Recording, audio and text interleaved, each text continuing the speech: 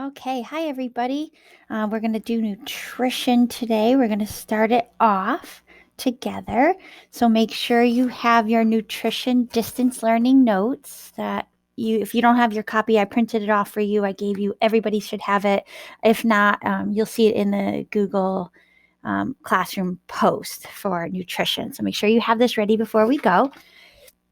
And we're going to start together. So this is just the basics. This is the first 10-minute video that will give you kind of like an introduction. So the goal of nutrition, we haven't defined anything yet in the notes, but the goal of nutrition is simply this, that we want to remember that most of us use food inappropriately, and that's just how we are as Americans, but that we want our food to be safe and nutritious, because if we do that, food will be the most powerful form of medicine. If we don't treat nutrition or food in that way, we can see nutrition being the slowest and most painful form of poison. And by poison, I'm talking about obesity, type 2 diabetes, heart disease, high blood pressure, fatty liver disease, kidney failure, and these diseases like this that end up making a lot of people, especially people over age 50, really sick and not feeling well all the time. So if we can get into good habits now as teenagers, that's going to help us for the rest of our lives. Okay. So again, I want you guys to learn, like, why should we even care about nutrition? Where are we, when we say nutrition, what are these 6 categories? Now, a lot from biology, I'm sure you guys have heard of proteins, fats, and carbohydrates, and so we're going to learn about those. And the best sources of each of these nutrients and why. Why do we need this? What are their functions? And then by eating well, how we can prevent these common nutrition diseases. And just before we start, I want to remind you, food is energy. Food is essential, means we need it to stay alive. Food is not our friend. Food is not our enemy. Food is not a reward or a punishment, and it is neither good or bad. So we're trying to focus on healthy and energy. That's really what we need to try to remember what food truly is. Okay, so to get us started, I want to show you 4 minutes of this really great video. And this is how we fall into the trap of like taste good versus doesn't taste good, and why we love things like Starbucks Frappuccinos with whipped cream versus like water. So let's watch this together really quickly.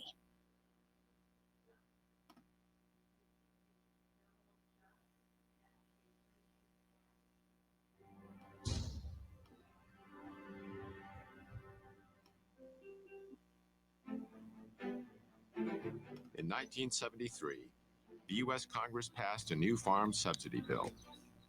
Among other things, it included incentives that encouraged a massive increase in corn production. One of the major byproducts of this enormous corn surplus was a low-cost sweetener called high-fructose corn syrup. Companies could add this sweetener to anything from soda pop to hot dogs, and then make these products widely available at low prices. Cheap. Processed sugars and other refined foods are far more calorie-dense than the whole plants they're made from. The dramatic increase in their use is a major reason why our food has become richer. To evolutionary psychologist and author Dr. Doug Lisle, the consumption of unnaturally dense foods is the main cause for the epidemic of obesity in America. It isn't that people become more self-indulgent. It isn't because they're lazier than they ever were. What's happening is that their mechanisms of satiation are being fooled. Satiation means The process fullness. starts with a range of receptors in our stomachs that help us gauge how much food we've eaten. These include stretch receptors to help measure the sheer volume of food in our stomachs. So We we know. also have density receptors to help determine the caloric density, or what we more commonly call the richness of our food. For instance, 500 calories of natural plant food fills the stomach completely, triggering both our stretch and density receptors to signal our brain that we've had enough to eat. But 500 calories of unnaturally rich or processed food fills the stomach far less, deceiving these receptors into telling our brain that we need to eat more. Even worse is 500 calories of oil, which is almost pure fat and barely triggers any response at all. The problem with weight management in humans is that if you make these foods completely artificial, which we do today, you wind up with a problem that people have to overeat just to be satisfied. But why do these concentrated foods that are so harmful to us give us so much pleasure? Dr. Lyle says the answer is related to a system called the motivational triad. This is a trio of biological mechanisms that nature has designed into every creature on Earth so they can survive to pass their genes on to the next generation. The first leg of the motivational triad is pleasure seeking. Amygdala. Primarily two things are the cause of that, and those two things are food and sex. So in the case of a great white shark, it's basically got a neon sign flashing across its forehead saying food, sex, food, sex, food, sex. Unless it's a male, then it says sex, food, but it's pretty much the same thing. The other two legs of the motivational triad are avoiding pain and doing everything with the least amount of effort. Pleasure seeking, pain avoidance, and energy conservation. That really sums up animal behavior, whether we're talking about a paramecium under a microscope or a great white shark. Or human. Richer foods naturally excite our senses because it's nature's way of telling us they will provide the highest amount of dietary reward with the least amount of effort. This helped our ancestors find the most calorie-dense and ripe foods available, which contributed to our survival. But in today's environment, we can artificially increase calorie density well beyond what our ancestors would have found in nature. The resulting foods give us a hypernormal amount of pleasure, leading us into something Dr. Lyle calls the pleasure trap. What the pleasure trap is an interaction between our natural instincts, which are trying to tell us the right thing to do, and some kind of artificial modern stimulation that is piggybacking or hijacking that process. So the classic example of the pleasure trap would be drugs and drug addiction. The way drugs work is they hijack the existing pleasure circuits. When certain chemicals hit those areas, they cause feelings of euphoria and excitement. The same drug-like effect happens when we eat highly concentrated, processed foods.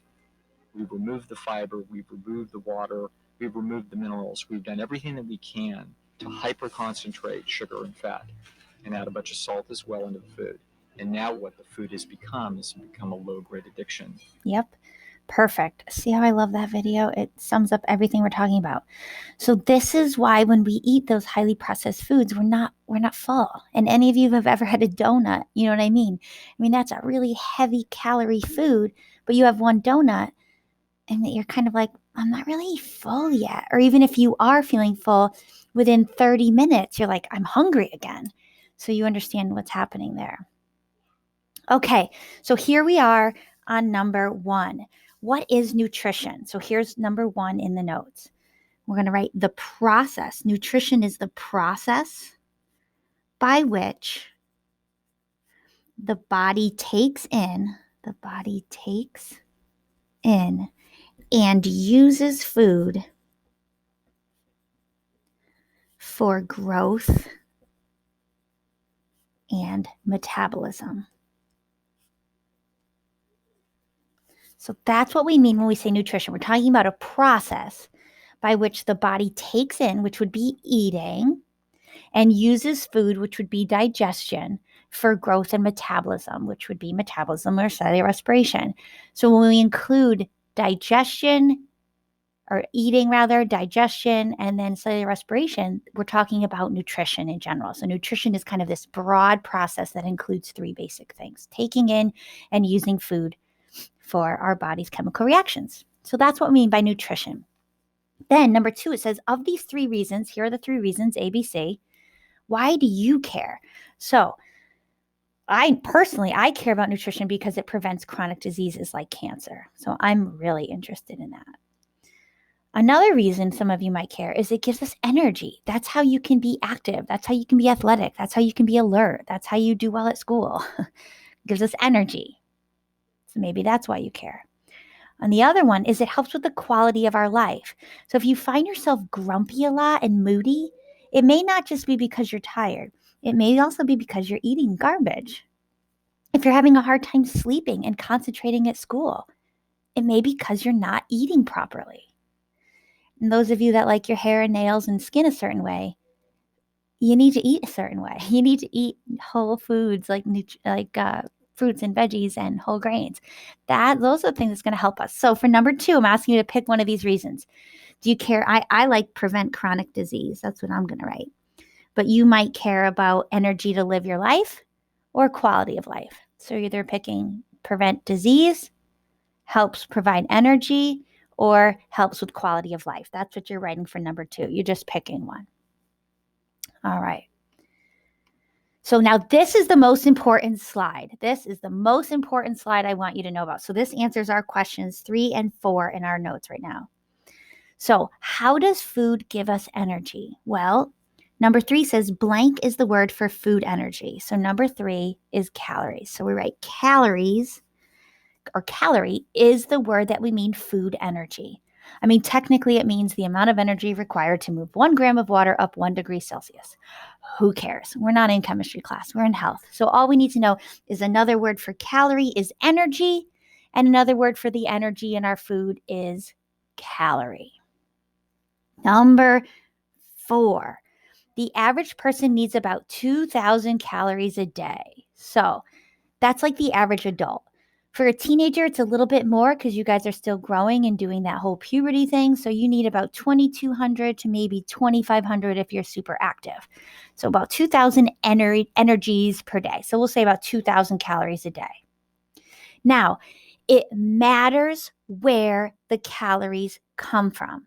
So first, see, it says of these calories above in your notes, number 4A, the percentage of nutrients that each of these calories come from are. So the first one is complex. I want you to write in that word carbohydrates. And that's about 50 to 60% of our daily calories. We want to come from complex carbs. So example food. Here's your example foods. I gave you 3. Veggies, fruits, and whole grain. So basically the produce department. Veggies, fruits, and whole grains. That's where we're going to get our complex carbs. So about half of our plate should be complex carbs every meal, every day. And then second is our healthy fats. So we're writing healthy fats, which includes MUFA and PUFA, and I'll explain that in the next video. MUFA means monounsaturated fatty acids, and PUFA means polyunsaturated fatty acids. And about 25 to 30% of our daily calories should come from there. So we're talking foods like avocados, olives, nuts, and nut butters. So like peanut butter, almond butter, things like that. So that's the healthy fats that we need. We need fat. We'll talk about the purpose of fat, but basically it's a big one for our brain. And then lean protein. Lean means not fatty. So lean protein, and that's about 20%. And it's not always meat. We can think beyond meat. Yes, we can find protein in meat, but we can also find lean protein in beans, peas. That's my protein powder, is pea protein. Or we can do chicken, we can do beef, we can do pork, we can do fish. I mean, whatever. But lean means not fatty. So lean protein, about 20%. All right, so at this point, number 4 should be done in your notes. Should look like mine, number 4. And now number 5 is a big one. So I've got some of my niece's toys here to show you what I mean for number 5. So let's look at this. So energy, meaning calorie. Remember, calorie is another word for energy. And I want you to know there are constants. So we're going to use these for math and nutrition. And no, we're not using calculators for this because it's basic multiplication. So carbs have 4 calories per gram. So our carbohydrates, this is number 5A. Number 5A. So it says, know the numbers, do math. So 5A, 1 gram of carb. And 1 gram is about 1 gram is about the weight of a paper clip. So it's not a lot. So 1 gram of carb is 4 calories or 4 energy. So we write 4. 1 gram of carb gives us 4 energies. 1, 2, 3, 4. So if we had 1 gram of carb, we'd have 4 calories. If we had 2 grams of carbs, we would have 1, 2, 3, 4, 5, 6, 7, 8. Or 4 times 2 is 8 calories. If we had 3 grams of carb, we'd have 4, 8, 12, or 4 times 3 calories. And then for the question, it says 1 gram of carb is 4. So 4 grams of carb, 4 times 4 is 16 calories. Good. So that's carbs. Per gram, 4. Gram per gram, carbs are 4 calories per gram. Now, protein happens to be exactly the same. 1 gram of protein is also 4 calories per gram. So we write it there. So 2 grams of protein times 4 would be 8. 10 grams of protein, 10 times 4 would be 10 times 4, 40. Good. Calories. So on our problem here, it says if protein has 4 calories per gram for number 5B, it says, so 5 grams of protein, 5 times 4 is 20. Good. 20 calories per gram. Got it? So we're just multiplying. So carbs and protein each have 4 calories per gram. Carbs and protein each have how many? 4. Good. Now fat. Fat is a special case. Fat is more than twice as calorie dense, as rich in energy as protein or carbs. So it says right here, only because I'm telling you, fat has 9 calories per gram. So for fat, we write 9 calories per gram. We can see it right there. On the bottom of the screen, I don't want to touch it again because it goes away. So fat has 9. 1, 2, 3, 4, 5, 6, 7, 8, 9 calories per gram, as opposed to protein or carbs, which just has 4. So fat is 9, protein is 4, good. Carbs is 4, good. Fat is 9 calories per gram. So we write 9. So then it says if we had 10 grams of fat, we just multiply 10 times 9. And that gives us 10 times 9 is 90 calories of fat. So those are numbers, sadly, we have to memorize. So if it's a protein or a carb, it's 4 calories per gram. If it's a fat or a lipid, remember lipid was another word for fat, it's 9 calories. That's all we need to know. All right? So if I quiz you for a sec, how many calories in a carb? 4. Very good. How many calories in a fat? 9. Good. How many calories in a protein? 4. Good. How many in a carb? 4. Very good. How many in a fat? 9. How many in a lipid? Lipid's a fat, so it's 9. How many in a sugar? What's sugar? Sugar is a carbohydrate. Sugars are carbs, so it's 4 calories per gram. Make sure you understand this. If you don't, email me. I'm happy to help you or ask me next class. So for number 5, we did it. We should have finished number 5, and we're going to use the math in number 5 for the question, the second part of number 7 at the top of the second page. We're going to use this 4 and 9 math there too. All right. And so the next video is going to pick up with this. So we don't have to write these down. I just wanted you to know these are our macros. Have you ever heard that word macro? It means macromolecules. They're referring to carbs, fats, and proteins. And then the other nutrients we need to care about, but they don't help us with energy. They help us break down the food to make energy.